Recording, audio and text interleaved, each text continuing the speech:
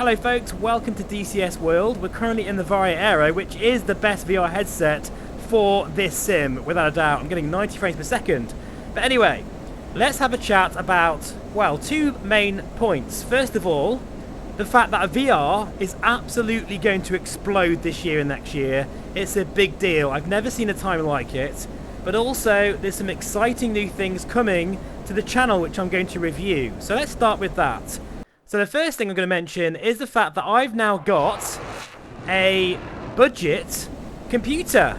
Stormforce have very kindly allowed me to borrow one of their systems. It's a 4070 based GPU with an i5 processor. I'm going to see if that can rock in VR. Now of course, it's not going to be like my 3090, but I'm not looking for that. What I'm interested in is whether, say, the Pico 4 can run really well with that system. Perhaps the VARJO AERO, the Pimax Crystal. Let's see what kind of performance I can get. But it also gives me a good indication of settings and what's best to use for more budget-focused systems. So please do let me know in the comments below what you'd like to see from that computer, because I want this channel to be about not just the high-end, but also the budget-focused VR user as well, and everything in between. So of course the next thing that I'm really excited about trying out is the Big Screen Beyond Micro OLED VR headset. Right now, it should be on its way any moment. I'm still waiting to hear back from them.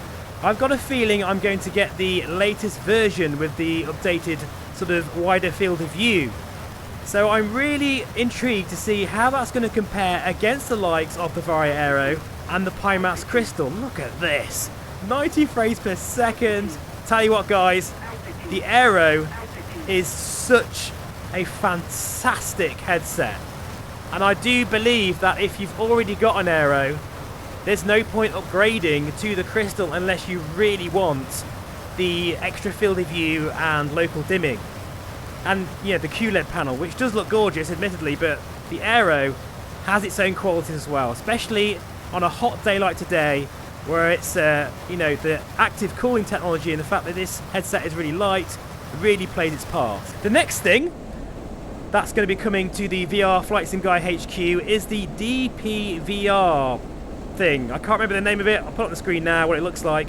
It is basically a PC VR headset, which is sort of in the ballpark of, say, the HP Reverb G2. It's got Fresnel-based lenses, so it's going to be interesting to see what that is like, especially considering the fact that, you know, we do need a new player in the PC VR mid-range price point.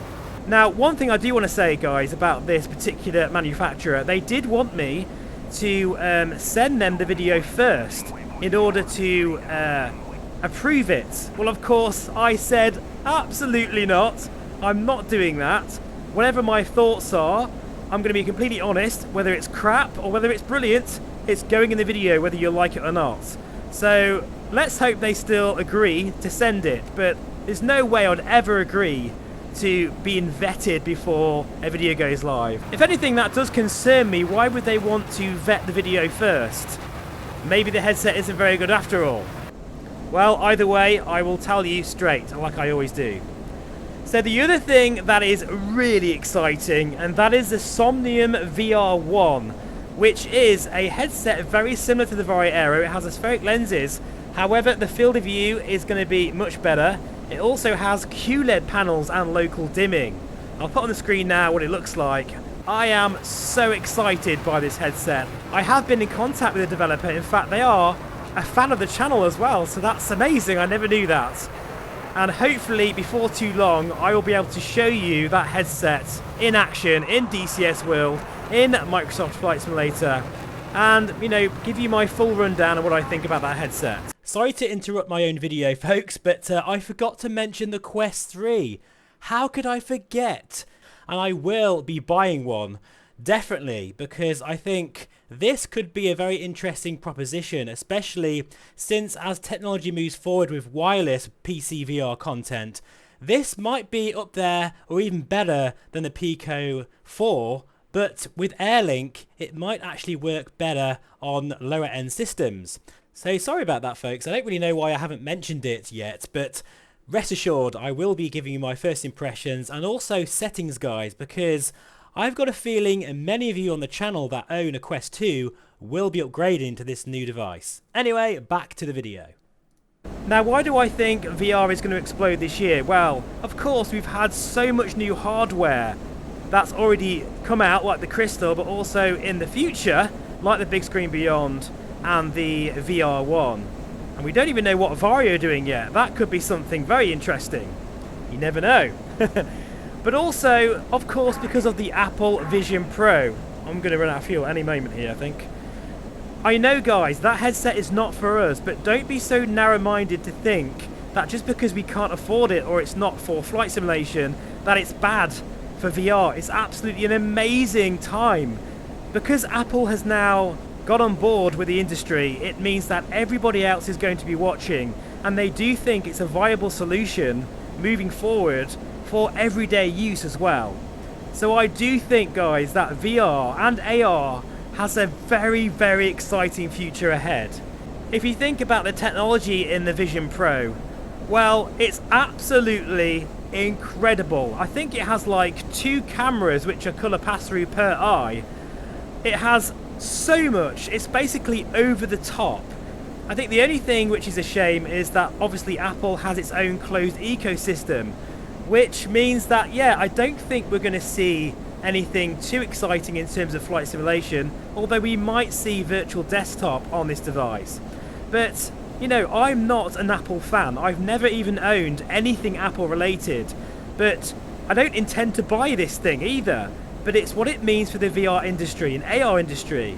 It's a big deal, folks, honestly. So be excited. Don't worry about the fact that you can't afford it. Oh god. Okay. I have now run out of fuel. That's not good. Yeah, don't worry about that. It's really good news for the industry.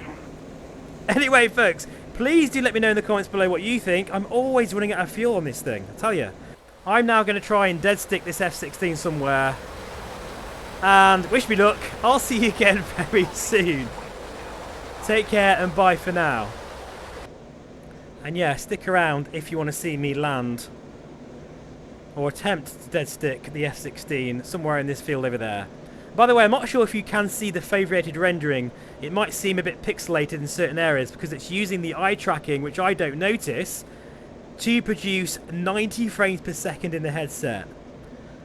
And it's so good to be back in the VARJO era again, guys. I love this headset. Make no mistake, just because the Crystal now is my favourite headset, there's a few reasons for that, particularly as a content creator. It's so much easier for me. I don't need to wear headphones. I don't need to worry about the microphone. It seems to record better. So I have a very bespoke sort of set of reasons why. But even so, I do think that with that QLED panel, the field of view, all that kind of stuff, it is a better image than the AERO, and I'm all about image quality. I'm a bit of a whore for it, to be honest. But don't get me wrong, the AERO is amazing, and if you've already got one of these, it doesn't make sense to upgrade. And in many ways, there's lots of things the AERO does better anyway. Wish me luck. This is not probably going to go very well here. I'm a little bit nervous about this, especially as that hedge is coming up very fast. Oh! Okay, we've managed to land on the beach. Look at the H2 going crazy. There we are, folks. We live to fight another day. I'll see you again very soon. Bye-bye for now. Whew.